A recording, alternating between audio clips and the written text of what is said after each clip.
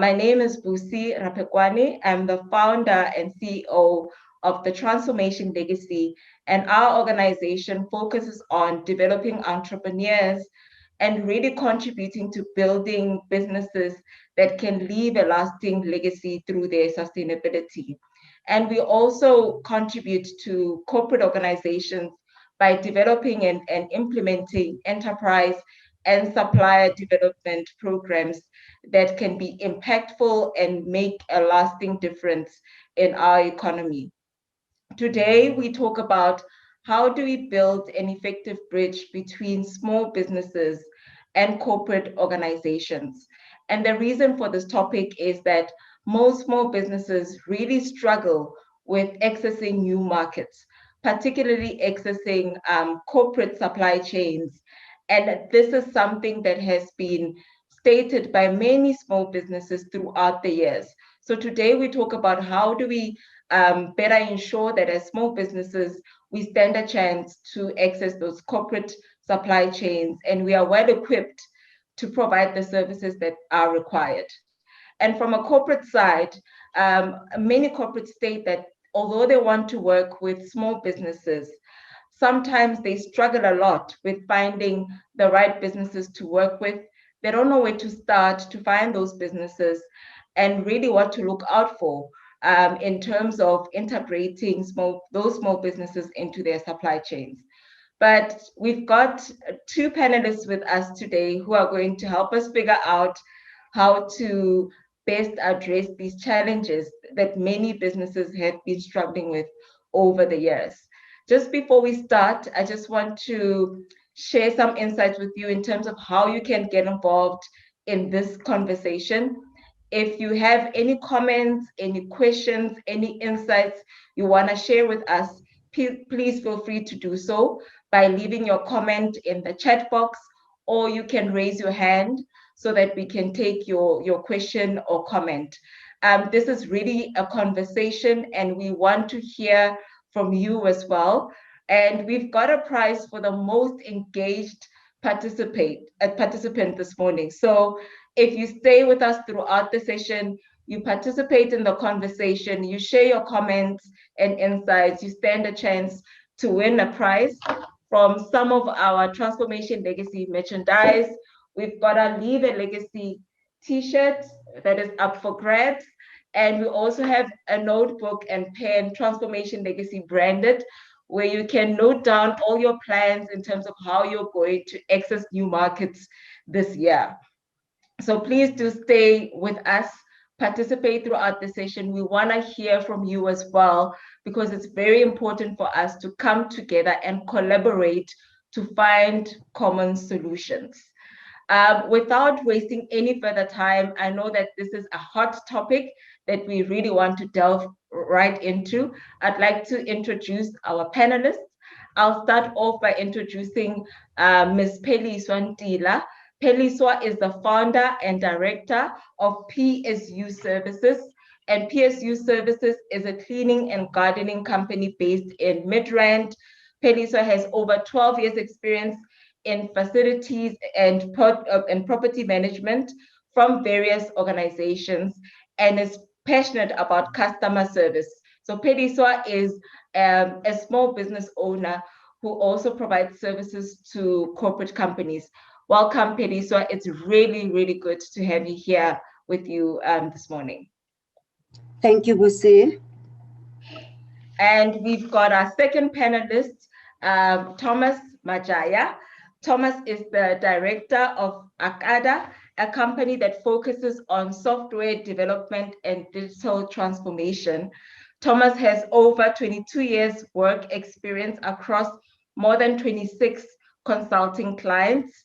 He has worked in Middleburg, at Accenture, Ernst & Young, Deloitte, KPMG, Momentum Metropolitan Holdings, and has been a trusted advisor in strategic sourcing, procurement, preferential procurement, enterprise and supplier development, as well as supply chain management. And Thomas has both worked in the corporate environment and now works in the small small business environment as an entrepreneur. So we are going to get both perspectives from him. Welcome, Thomas. It's really good to have you here with us this morning. Thank you, Busi. Thank you. So, Thomas, I wanted to just hear your view. You've been in the corporate environment. You've also been in the small business environment. Do you think that this is still an existing challenge, the ability of small businesses to access corporate supply chains? Yeah, I think it's always going to be ongoing, because remember, every single day someone is starting a new company and then they'll try to figure out how they can access the market. So I think the problem is still going to be ongoing, and we'll still want to be able to solve that problem going into the future. But I think some of the discussion points that come out of today might actually help a lot of small businesses to figure out how to actually start going into solving the problem. So I just want to give a bit of context in terms of understanding how corporates work as well. So the starting point is that if you look at the business programs on TV, you'll see that at particular times during a month, companies are announcing their financial results. What that means is that for the financial year that's gone past, they're giving you the performance on what they've done. But what it also means is that they will be starting a new financial year. And before you start a new financial year, you have to budget. So in that budget, that's where, let's say someone within the business will say, I need a particular service, and then that goes into the budget. So in terms of timing, as a small business, you need to know what the budget is going to be for a particular corporate so that you can position your offering. And also the other point that I want to make is that for the past financial year, they already had someone existing as a supplier who is or who was providing the service that you also want to provide. And maybe for the past year, this company has been doing pretty well in terms of giving them the service that they want. So why would they want to engage with someone who's new, who does not have credentials, and then or almost like divorce the current supply that they have? So those are the challenges that they're facing on their side. They might be honestly have contractual agreements that run for 3 years, and then after 3 years they'll start looking for a supplier. And so I wanted to start on the corporate side first. But as a small business person, so if you get that understanding that every corporate is a budgeting process, and then within that budgeting process, they then say, oh, these are the requirements that we want to buy in this financial year, maybe for this year or for the next 3 years. And then based on those needs, they then look for suppliers. So you then need to position yourself before that budgeting process. And the way you position yourself as a small supplier is to actually set up appointments with procurement if you can. So when I was head of procurement, I used to get a lot of small suppliers just calling me, wanting to have a meeting with me. And I thought that was good, because some suppliers just sit back and advertise their service. But if you're in procurement, you actually don't have time to go on the internet and search for suppliers, because you're so busy. You're dealing with clients who want to commit all sorts of corruption within the business, and you're saying stop. So at some point, the need for you to sit and look for suppliers might actually be smaller compared to what you're fighting when you're sitting in that business. So I would say that the first thing is go sit with get an appointment, 15 minutes at most, or 30 minutes with procurement, or even if you can, the people in finance. Just get to understand how the business works, and then also get to understand if they've got programs like ESD programs or supplier development programs, and also get to understand if they've got a preferential procurement practitioner within that company as well. So it's almost like gathering information. And then if you see that this company is not mature in terms of entertaining small businesses, you then need to move on to the next company. So you actually, as a small business, you have to do the work. They are not going to do the work for you. Maybe as a starting point, you might just start there. And Thomas, just going back to the very first point you made with regards to understanding budgets and understanding what they're going to spend on in the new financial year. Would you say that is the very first starting point? I mean, where does it start in terms of supply chain? I think what I found as well is, as small businesses, we don't necessarily understand where the starting point of the supply chain process actually starts. Does it start at you understanding the strategy of that corporate company, or does it start with you understanding the budget? And if I'm listening at the previous financial results, am I on time or am I too late? So when would it be ideal for me to know what is going on in that business and for me to approach that corporate company that I would like to do business with? Well, I would say that if the company publishes the annual financial statements, if they've already published those annual financial statements, then you're too late in terms of engaging, because they've started a new financial year already. Yeah. So try to position yourself before the company publishes the annual financial statement. You can actually look at a particular company. Let's say I'm just going to pick a company. If you are interested in providing a service to Old Mutual, for instance, go to their website, look at the financial statement, and then see where the financial year ends. So if the financial year ends in December, I'm just giving an example now. Yeah. Now is actually the right time for you to start positioning yourself to go and start having those meetings. Why? So because that's about 12 months before.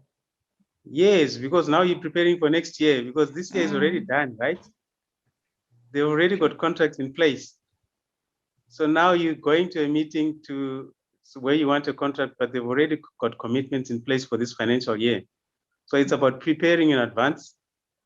And the first thing is, look at that. That's the important date. And then when you see that date, you then set up an appointment.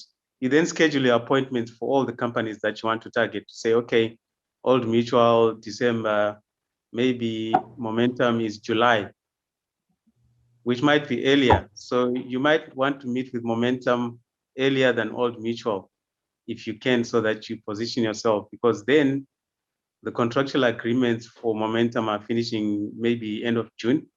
New financial year starts in July. So now is actually a better time to start meeting with Momentum as they prepare for the new financial year. And then you understand, now you meet with procurement, and then they'll tell you also, you must also ask very targeted questions.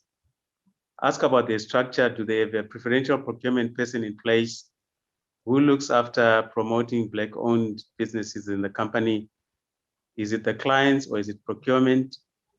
So that at least when you get out of that meeting, you can say, okay, maybe I've got a chance with Momentum, or maybe I must look for another business I need to target. And I think in those meetings as well, understand the process that company follows in terms of procurement. So for instance, they might need your service now in July, and you're getting excited, but understand the process that they're going to follow. So if they are specifically targeting Black-owned companies, then I think position yourself that you're invited for those RFP or tender processes, because now you stand a very good chance in terms of being entertained or being looked at, or in terms of the selection process. And even before you do that as well, I think the other thing that I forgot to mention was that this is almost like a marriage, right? You're getting married to someone for 3 years. Now you need to date the person, you need to understand them, you need to see if they can perform well contractually, right? So how do you get that information? So I've started a business today and I want a contract in July. It's more likely that the companies are going to give business to someone who's done business with someone else or two companies, and we've got a very good credentials from those companies. Even if you've done with two companies, it's fine, as long as you can get good credentials from those companies you've worked with. Why? Because, like I said, it's a marriage. I don't want to take a risk of marrying someone who's going to give me trouble, who doesn't even do the things that I want in the house and support me. So it's almost those human behaviors that go into the corporate world as well. So it's almost like taking care of risk. They call it managing risk, because if you're now sitting in a corporate world and you engage a small supplier who cannot perform, just imagine, I think we've all experienced this, where, for instance, I always get guys on the street to do stuff for me, to paint the houses for me, because I want to support them, right? But what you do is, some guys you have to do the thing 3 times for them to actually understand that the job is done.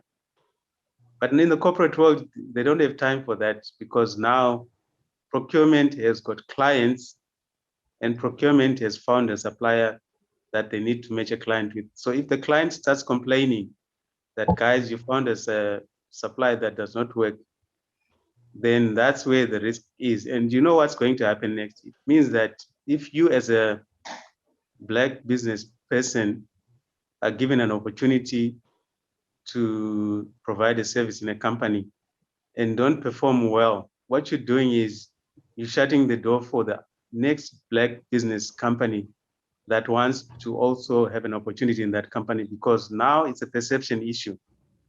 They now say, those Black companies cannot perform. We actually know what we're talking about, because the last time we got a Black business, they came in, couldn't get the job done. We fired them, and then we had to get another company to do the same thing. It means you're paying twice for the same thing. And they don't have that budget in their budget to say, well, we're going to experiment. And then if it doesn't work, then we're going to give you another budget to actually try another supplier. It doesn't work that way in the corporate world.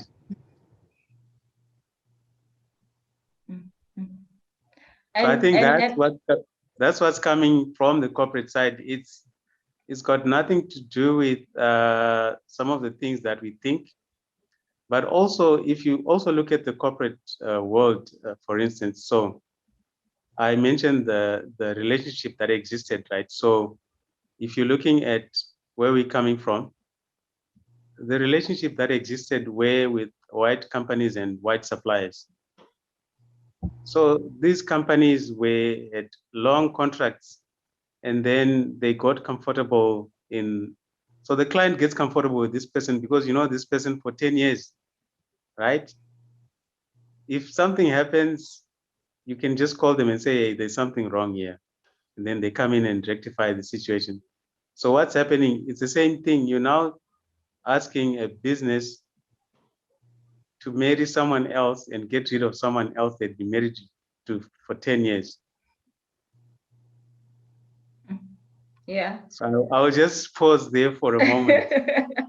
I wanted to just go back to you talking about the process and when the small businesses should be contacting corporate organizations that they want to work with. And as you're explaining that, I'm realizing that as a small business, you're saying that we need to take a long-term view when we want to work with corporates. Are you saying that there's no quick fixes? You have to take a long-term view. It might take a year, it might take 2 for you to actually access that supply chain. So have you seen that with the small businesses that have that, have that understanding, are more likely to actually access those supply chains? I think when I had the meetings with them, I just gave them 30 minutes, but within those 30 minutes, I think the view was very short term. So I think what you said is exactly correct. You need to take a long-term view because even the companies, even the company, the corporate, when it gets a contract with another corporate, they actually take years to actually try to position the offering until they get a contract with another corporate. So it takes a year, it might take 2 years. It's a waiting game. But what do you do while you started a company now? You want business, you need to feed your children, you need to feed yourself. What do you do? I think one of the things that we need to think about as small businesses is to also network with other successful Black businesses. What that will do is they will also give you tips on what to do, and they might potentially offer you small jobs here and there in their projects. So that's what you specifically target. Why you want to do that is because you want to get a credential. If you get a small business that can support you or put you on their project, then that's fine, because we're supporting each other here. And then in that process, while you're waiting for the big contract, you're getting a credential for yourself. You're getting someone who's going to say, well, I've worked with this person, even though you were part of a small project. They saw that you could actually get the job done, and then you just put that on your CV. If you get those small projects for this year while you're waiting, if you get 6 small projects, you now have 6 CVs that you can actually put on your website or on your profile while you're waiting for the big corporate that you actually want. So that's one way of working around it. And also, it's not only limited to Black business, supporting Black business. I've seen a lot of white companies as well that are actually looking to, they have budgets that they just have budgets for supplier development and ESD.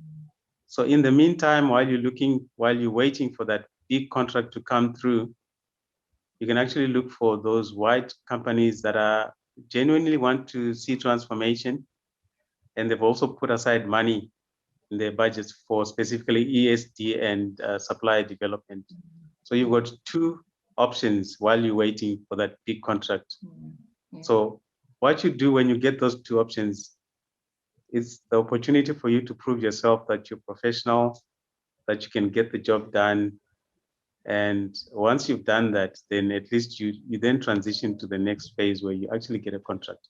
When you get that contract, it's going to be easy because you've done this before. I want to also, thanks for that, Thomas. I want to give an opportunity to people listening in this morning. If you've got any questions for us, if you've got any comments, please feel free to share those questions and comments. Imelda, yes, you can ask your questions. Please do raise your hand or just leave the question in the chat box and we'll respond to that. Peliswa, you are running your own business and you've been in the industry for a while now. What is your experience in terms of the challenges that you faced when trying to access corporate supply chains? Hi, thanks, Busi.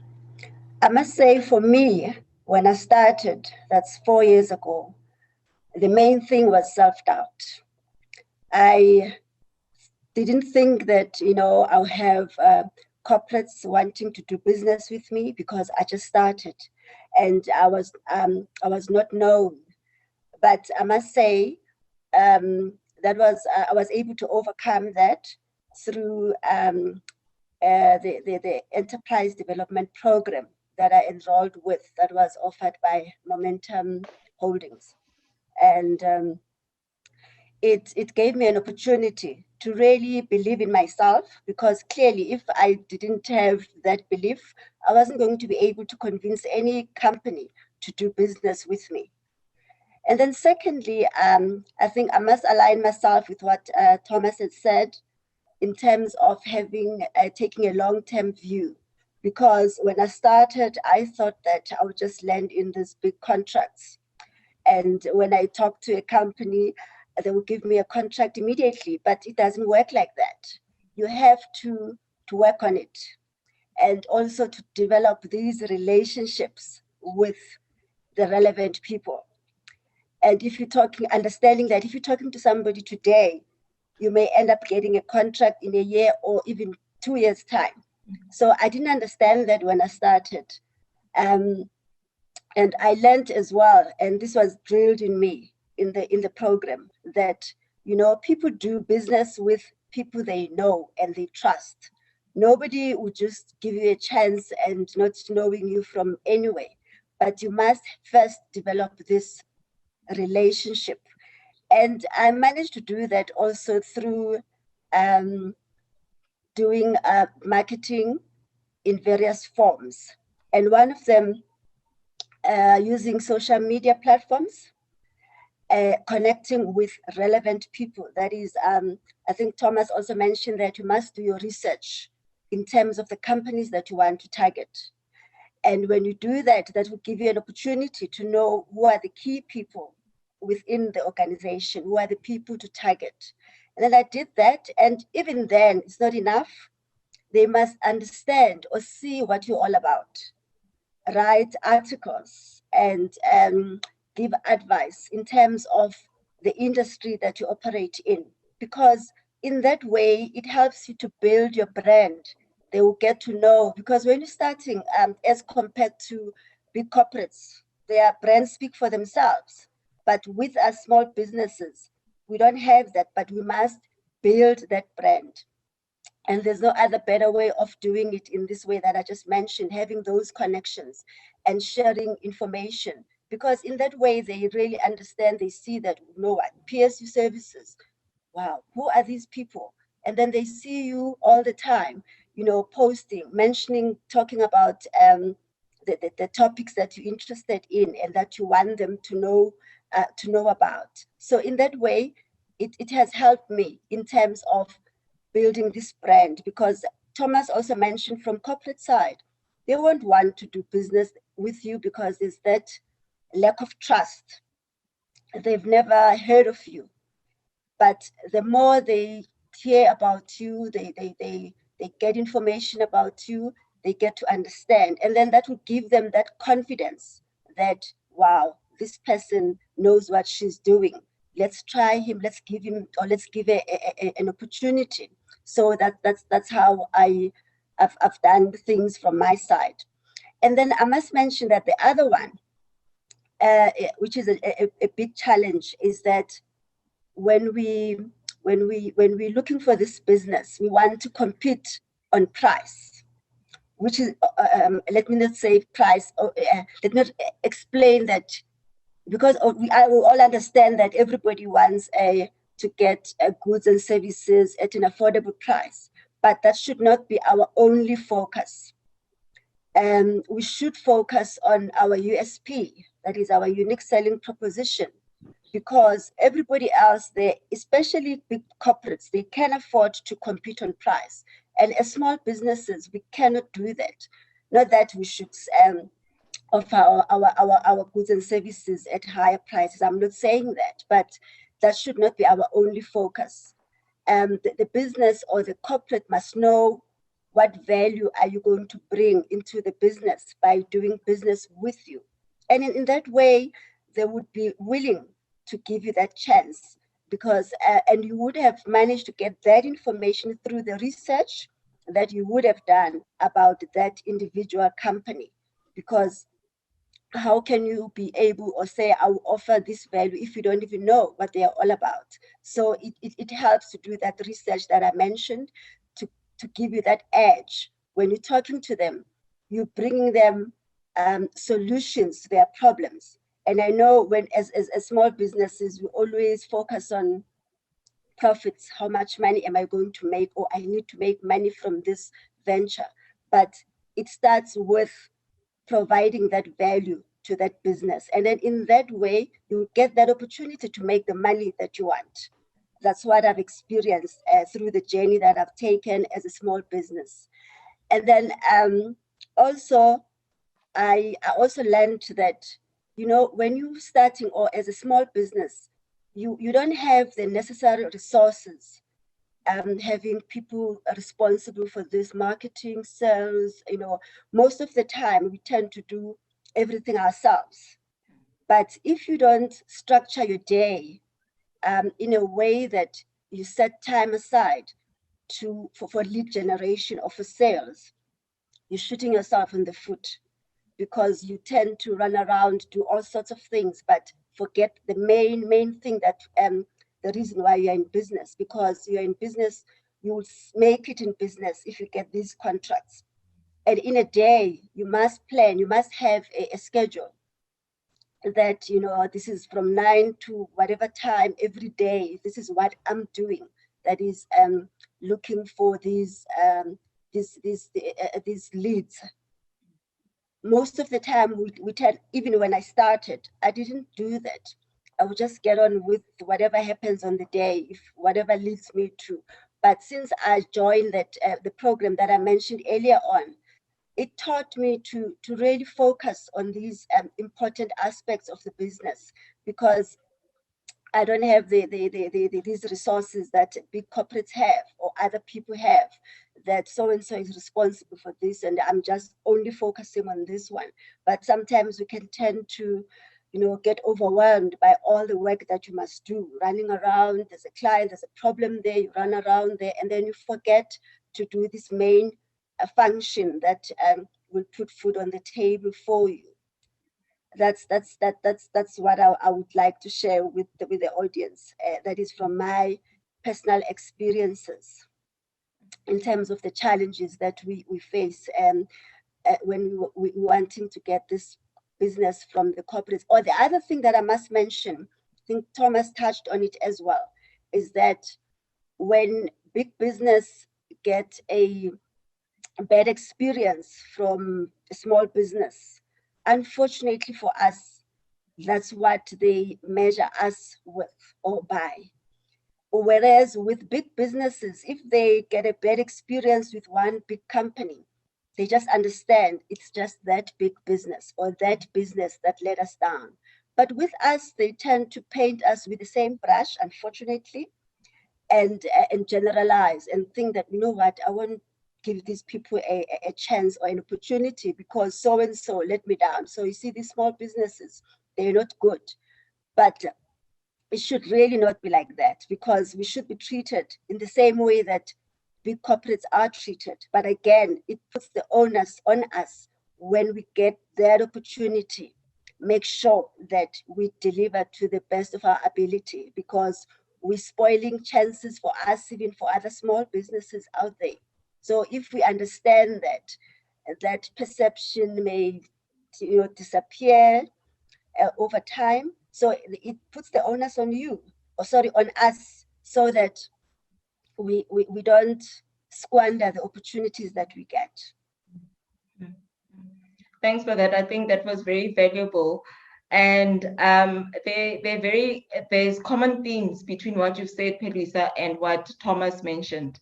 And one of the themes that I want us to explore is the human dynamics when trying to do business with corporates and when corporates are trying to do business with small businesses. I think that's something we don't talk about a lot, just in terms of how do you build relationships, how do you go about being sensitive that you're doing business with another human being, with another person, and not just with the structure. So the organization is about people and not just structure. Just going back to you, Thomas, as somebody who has worked in procurement, what advice would you give small businesses in terms of just understanding the human dynamics when they're trying to build these relationships?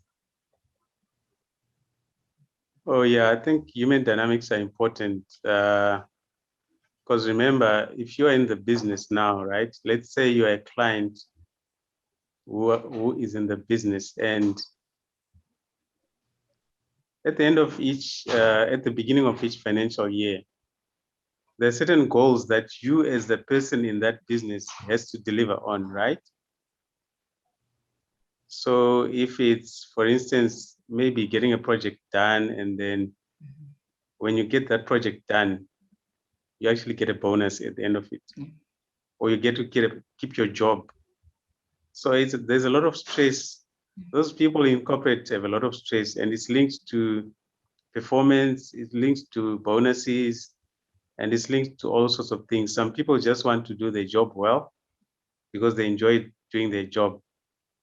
So if now you're a supplier, you come in, you're a small business, you come in, and you are supposed to help that person achieve their goals.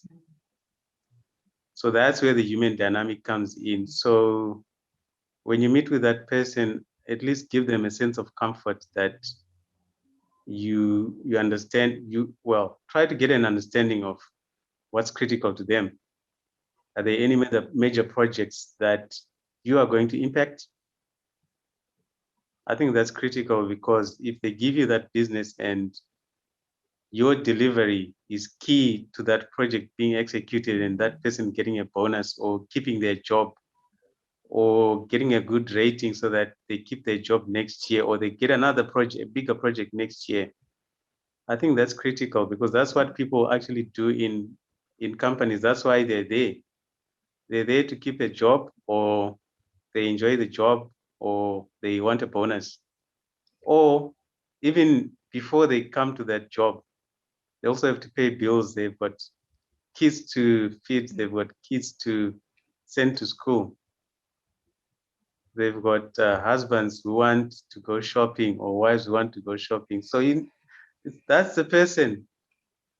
So you need to understand that anything that you do as a small business to negatively impact that person, the whole world goes into a different way that they wouldn't want. And also, I think this is what we're not very good at as humans, to put yourself in the position of that other person. And then how would you feel if you gave someone an opportunity and then that person then almost didn't deliver? How would you feel in terms of if you had all those goals? So I think that's important in terms of understanding what are critical for that person in the corporate world. And then if you put yourself in their position as well. And so it's important for small businesses to not see themselves as service providers, but instead see themselves as partners to the corporate client. Because as partners, we have a common goal, and the common goal is to achieve the objective of that project. Yes, exactly. Very professional partners. And I think sometimes we doubt ourselves, but we shouldn't doubt ourselves. We can actually do what the next person can do. But what we need to do is, like Pelisco was saying, the first thing that you need to do as a small business owner is assess yourself in terms of where you think you are in terms of marketing, finance, delivery. Do an honest assessment of yourself. And I think there are a lot of companies, your company also does those things. They assess small businesses. They actually go into the business in detail to say, look, give us your financials, give us your bank statement. Why is it that you're mixing your school fees with your business, your business affairs? Does not make sense. So all of those things, you need to take care of those and say, as a person, if at this point in time I don't feel that I'm professional enough, then work on your professionalism and work on all those things like managing your time. I think that's very important, because as a small business, you're the only person who's running around doing all these things. So if you don't know how to manage your time, you always be stressed, you always be working 24 hours, and it doesn't make sense for you to work 24 hours. Why? Because if you're delivering on a project, you haven't slept the night before. Your performance on that project suffers because you cannot pay attention just because you haven't slept 8 hours. It's not because you can't get the job done. It's because your mind just wants to rest. You haven't given your mind time to rest. So time management I think is the most critical skill that a single business owner needs to take care of. You need to sit down and plan and say, what is the most important thing that I need to do now, like today or for the next week? If you don't have projects, then focus on marketing. If you've got projects, balance your execution on projects with marketing. If you then have time, then you also then need to look at your finances as well. Schedule time in the week to look at all those things that contribute towards the success of your business. I've got a question from one of our participants, and it says, what are corporates doing to address the question of long-standing white suppliers so as to give a chance to new Black suppliers? The reality is that we will never be at par because they've been in the game long before us. I think you might have addressed some of these aspects, but just to repeat the question for both of you, Pediswa and Thomas, what are corporates doing to address the question of long-standing white suppliers so to give a chance to new Black suppliers? I'll start off with you, Peliswa. Thanks, Busi. From my side, I would say it helps to have your enterprise and supplier development and have meaningful ones. That is from the side of the corporates, excuse me, because if you have these enterprise develop or these suppliers that get onto your enterprise development program, and you are serious about having them and assisting these small businesses to get onto your supply chain, it can go a long way for you, and not just to tick the box. Because most of the time, some companies just do this or look at it as a compliance issue. But the minute they stop doing, if they can stop doing that and understand that there is a value for them as well. And, in my sometime last year, with one of the companies that offer these programs, I don't know if I can mention the names, but they did something wonderful. The CEO of the company spent an entire session showing us as the beneficiaries of the steps that they take to maintain their level 1 BE scorecard and the importance they place on these programs that they have, or on their level 1 BE scorecard, because it benefits them. It makes them, or it allows them to get contracts from government, from various sectors. So it's not just giving Peliswa or having Peliswa onto the program. After that, what do you do? When you've completed the program, Peliswa has graduated, what is there for her or for the company? And if you look at that, it can benefit you because you've already spent money in capacitating PSU services. And PSU services is at that level that they can be able to deliver to your company. And she graduates, so the business graduates into the supplier stage, where you can offer them contracts for your company. And in terms of the BE scorecard, I saw that you also get points for that, so it increases your points on this scorecard.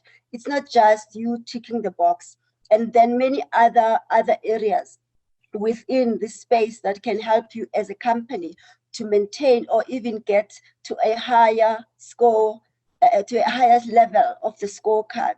So if companies can do that, it will benefit them substantially. And secondly, having done that, you even this company that I'm referring to, I was amazed at the work that they do with their beneficiaries, because they give you this work to do, but not only that, the fact that they prepare to partner with you, and you can use their name and tell other people out there that on this program, I'm working with company A.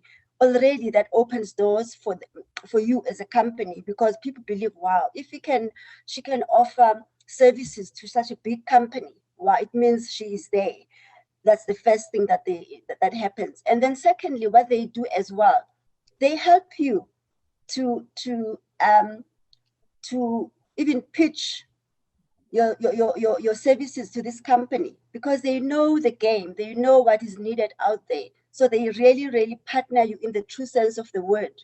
And they give you advice in terms of even your pricing for these other contracts that you're getting out there, to the point that one of the people within the company was even prepared to accompany this lady to go and present into, you know, the goods and services, or the service that she's offering to a customer. So I was like, wow, this is what companies can do out there. And it doesn't take that much. It's something that is doable, but it goes a long way in assisting us, because, you know, you have this partner, this strong muscle that's walking the journey with you, and it doesn't cost that much. So it's something that companies can do. It has a long-term benefit to everybody involved. That is the corporate, including the small business owner. And it also sounds like, you know, taking the view of true transformation requires commitment from all parties involved, and as well as involvement. So from your side, Thomas, just please give us feedback to the question mentioned, and what is your experience in terms of involvement, you know, of corporate organizations when they're trying to achieve true transformation in their supply chain? Yeah, so I think the way I would want to answer the question is that we must also be aware that corporates are mature in different ways, right? They've got different maturity levels. The same as companies, black-owned companies, they also have got different maturity levels. So you will find that there are some white-owned companies that really do not think that they need to transform. So it's out there, but that's on the other side of the scale. But on the other side of the scale, you also find that there are some companies who are doing amazing things for small black businesses. So if you really want to start somewhere, I think start with those companies that understand the benefits of black businesses doing business in the economy.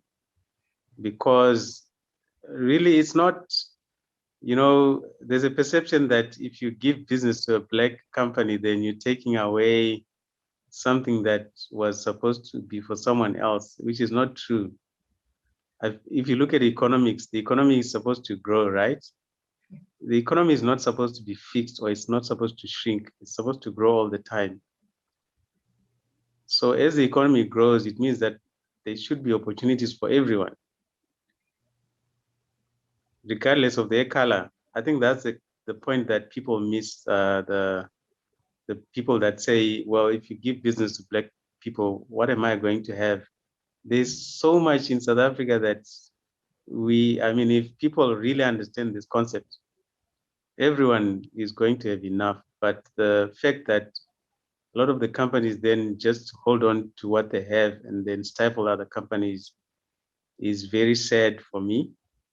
And you'll find that the same people who do not want black businesses to succeed are also the same people who were complaining about paying high taxes. Why are they not understanding that if you have more black businesses in the economy, then they can actually pay taxes and then the economy can grow?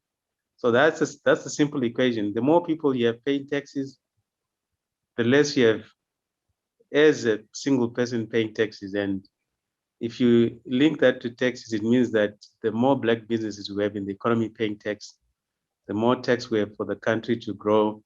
And then the more we have to actually feed hungry kids, get kids into school for free, and get health for free, because those are important. Those things are financed from tax.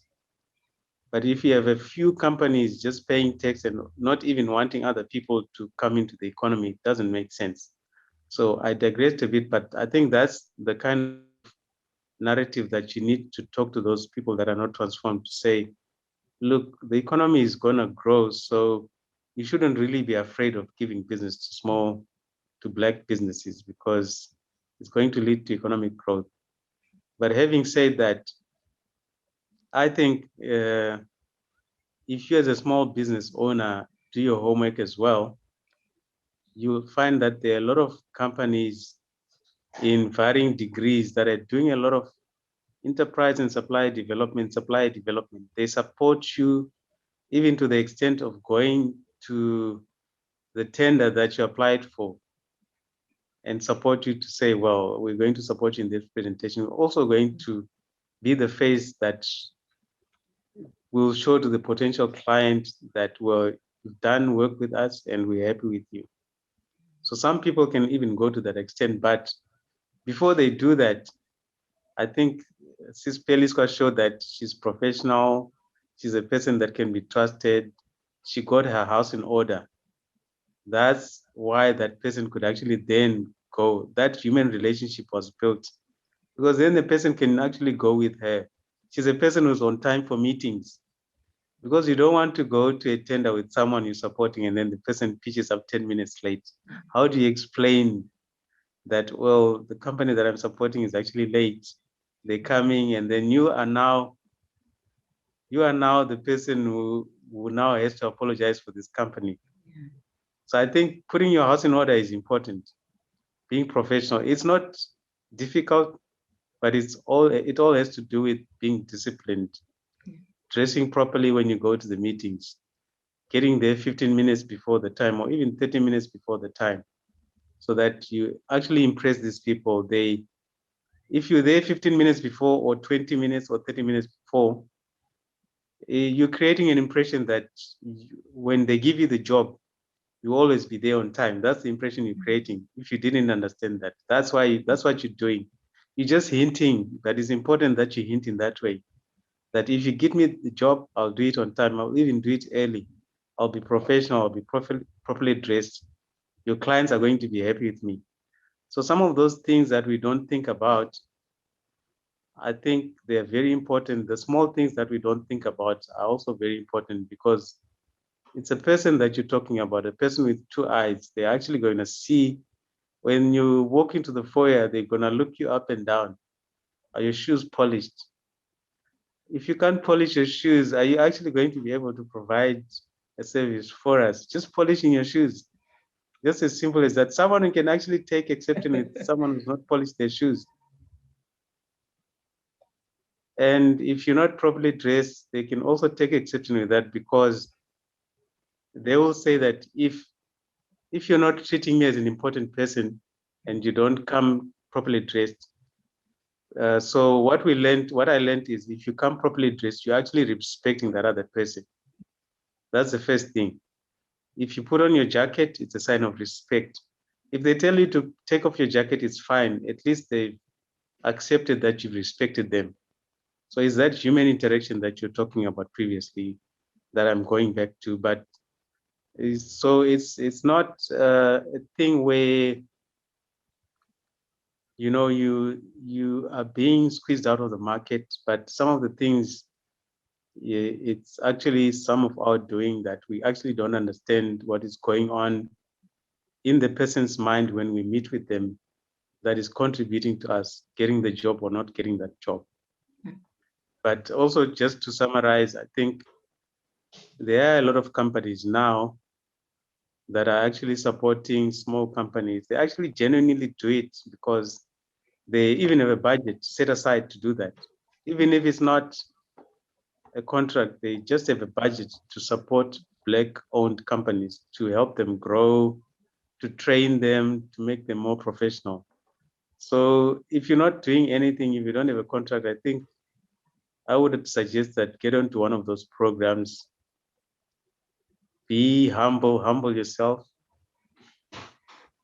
because you've got great ideas about your company, but also you must be humble and just sit down, go into the training sessions. What you'll do when you get into those training sessions is they also create a networking environment for you. They have other small businesses in that group, and they create sessions where people can share stuff as Black businesses so that at least, you actually understand from the other people. What are the other people struggling with? Are they struggling with the same things that you are struggling with? And then it hits you, say, oh, okay, that's what we are doing wrong. That's what these guys have already gotten right. So I think it actually helps as well. All those programs are helpful. if you really understand what is happening in each stage of the program. If you're not understanding it, please ask someone, and then they'll explain to you what is actually happening. And I think that's how you get more value from those programs and from the corporates as well. Mm-hmm. And Thomas, I know that we've spoken a lot about the challenges that small businesses face, but there's also challenges that corporates face when they want to do business with small businesses. So you might find that from a corporate procurement point of view, they want to work with small businesses. They have their targets in terms of procurement, but they just don't know where to start. What would you say are the common challenges that corporates face when they want to do business with small businesses?